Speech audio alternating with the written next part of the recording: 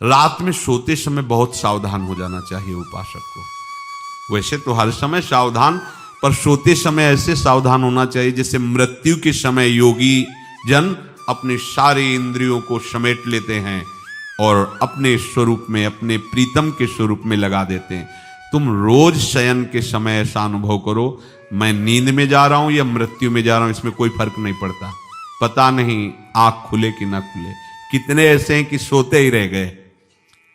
आप अब बेहोशी की हालत में जा रहे हैं, नींद में जा रहे हैं, तो एक समय रखो कि आप अपनी शैया पर इतने समय ही जाएंगे।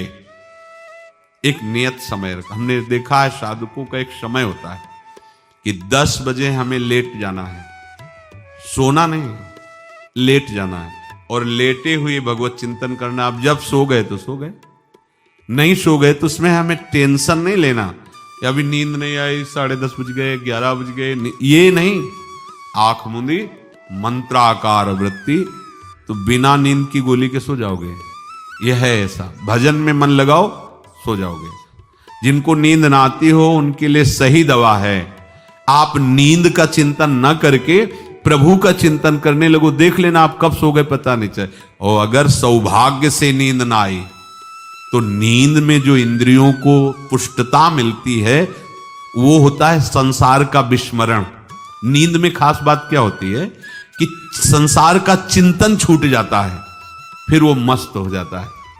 उसमें जो ऊर्जा शक्ति वो जागृत होती। संसार के चिंतन से ऊर्जा शक्ति नष्ट होती, तो 4 घंटे 5 घंटे संसार के चिंतन से रहित पड़ा रहा सुषुप्ति में, तो उसे ऊर्जा शक्ति फिर आ गई। और अगर 4-5 घंटे आप प्रभु के चिंतन में रहे तो संसार का चिंतन छूटा, आनंद सिंधु का चिंतन हुआ। तो ये नहीं होगा कि आज रात्रि सोया नहीं तो बहुत टेंशन है, परेशानी, ऐसा नहीं होगा।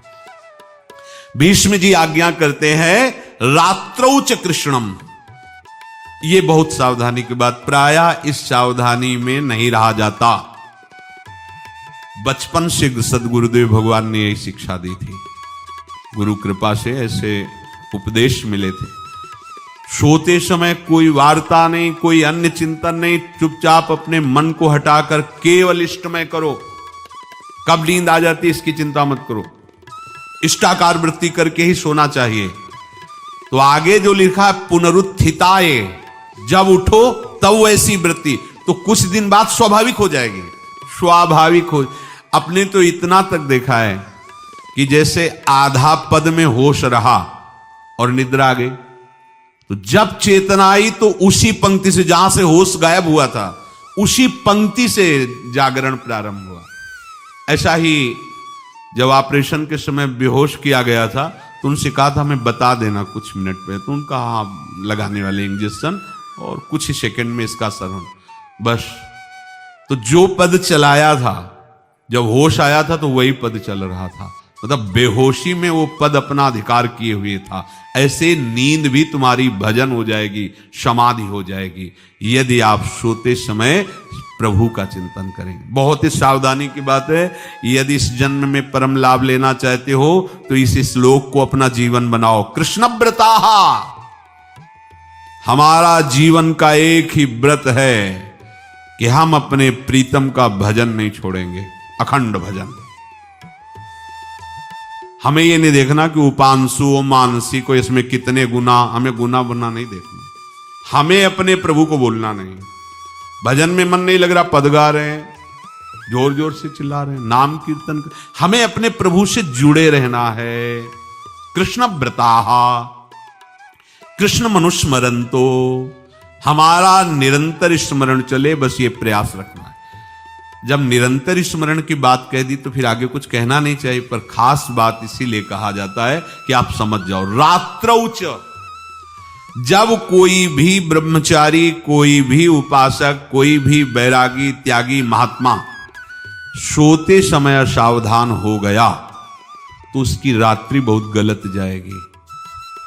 खास जब आप सैया पे शयन करते उस समय असावधानी हुई तो विकार छा जाएगा, ध्यान रखना। आपका चिंतन गलत हो जाएगा, आपकी चेष्टा गलत हो जाएगी, जागृत में ना सही तो स्वप्न में। आप सावधान उस समय जरूर रहिए। और उतना ही विश्राम कीजिए जितना आवश्यक हो। व्यर्थ में करवटें मत बदलिए, ये उपासक का स्वरूप नहीं होता। रोगी है तो बात अलग है, बड़े असाध्य रोगों से, नहीं तो ऐसी दिनचर्या नहीं होनी चाहिए। कै बजे? 3:30, अभी आधा घंटा तो है, फिर कमर ओढ़ लिए, ये साधक का नहीं होता। उचित समय, जो मान लो 4 घंटा विश्राम का, तो अब ये नींद का विषय आओ या ना हो, हम तुम्हारे लिए पुष्प बिछा के नहीं बैठेंगे कि आ जाओ आ जाओ आ जाओ। नहीं आई तो अब ये नहीं गया, अब इतने समय नहीं आई थी, अब 4 बजे उठने के समय कैसे हो? नहीं, ये फेंका। उसमें विचार नहीं किए, पहले फेंको और सैया से नीचे उतरो, भूमि को प्रणाम करो, आगे बात नहीं। वो फिर आपको ऐसा होता है 10 मिनट में तो कोई बात नहीं, 10 वो पार कर देगा, घंटा दो। रात्रौ च कृष्णम पुनरुत्थिताय, ये नियम लीजिए। सोते समय आप बिल्कुल मृत्यु दशा की स्थिति लाइए, जैसे मरने वाला नहीं होता, सब जगह से मन हटाकर, और सच्ची है, पता नहीं आंख खुले कि ना खुले। ये बड़ा धोखे का जीवन है। ये ऐसे हजारों लोग सोए और सोते ही रह गए। हमको धोखे में नहीं रहना। सुबह जग जाएंगे तो फिर भजन करेंगे, लेकिन हम बिल्कुल तैयारी में।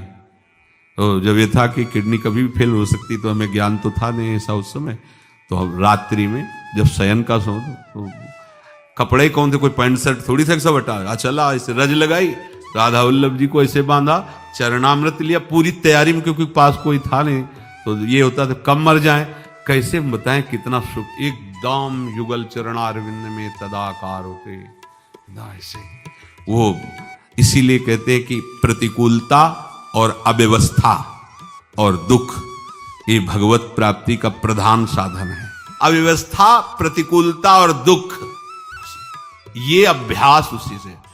जब शाम के शयन करते तो पहले वृंदावन को प्रणाम करके, और ऐसे भावना में प्रिया प्रिया कहते कि जैसे भी आपके हैं, अगर शरीर छूट जाता है रात्रि में तो आप धोखा ना करना, आप बुला लेना अपने। और कैसे बताओ उस समय कैसे भाव होते थे, कोई पास नहीं, कोई सुविधा नहीं, 1 रुपया नहीं, तो एकदम दैन्यता, एकदम कितना सुख मिलता, वो एकदम केवल भगवद आश्रित।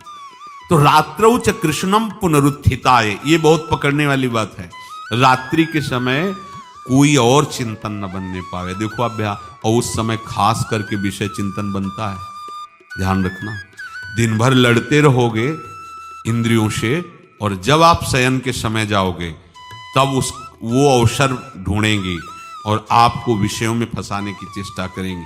कोई क्रिया या पूर्व में कोई क्रिया या कोई दृश्य या कोई बात, अगर कहीं मोबाइल से मित्रता है और बगल में रखा है तो भूल जाओ, रात्रौ च कृष्णम पुनरुत्थिताच। जब तक नींद नहीं आती तब तक फिर वो ऐसी सामग्री डाल देगा तो बर्बाद हो जाओगे। साधक मान लो, हमारी प्रार्थना मान लो, हम मानते हैं कि आज के समय में यंत्र का बहुत बड़ा प्रभाव है। अब यंत्र का प्रभाव देख लीजिए, यही छाती पे मोबाइल होगा, यही धड़कन के साथ वो घंटी बजे और कुछ नहीं। ऐसा भगवान का खेल रचा है। और इसमें सबसे खतरनाक बात है कि आप जो चाहो देख सकते हो, जहां चाहो, जैसे विश्व की पूरी बात, पूरा विश्वात्मा है, ये विश्वात्मा स्वरूप है, सर्च करो देख। अब अगर साधक सावधान नहीं है तो समाज में तो ऐसे कट गया। एकांत में जब शयन के समय गया, उस समय मन आपको फंसाने की चेष्टा। प्रार्थना है, अगर आपके पास मोबाइल हो तो एक उसका समय रखो। अगर आपको ऐसा लगता है कि कोई परिस्थिति आ जाए, हम स्विच ऑफ किए हैं, तो एक और मोड कहते हैं, कोई फ्लाइट मोड दो, क्या मोड में लगा दो, सीधे मत रखो, मोड में लगा दूर रख दो। आप अपने चित्त को प्रभु में जोड़िए। रात्रि के समय मोबाइल का प्रयोग मत कीजिए। मान लीजिए रात्रौ च कृष्णम पुनरुत्थिताय, सुबह उठते ही आपको कुछ चिंतन नहीं करना। सबसे पहले उठते ही, यदि आपके अभ्यास में आ गया तो ऐसा ही होगा, नहीं तो आपको पहले सदगुरुदेव भगवान का प्रणाम नमस्कार और कुछ भक्तों का, और फिर नाम जप, भले 5 मिनट ही करो, अपने आराध्य देव का सुमिरन, फिर अपनी दिनचर्या करो।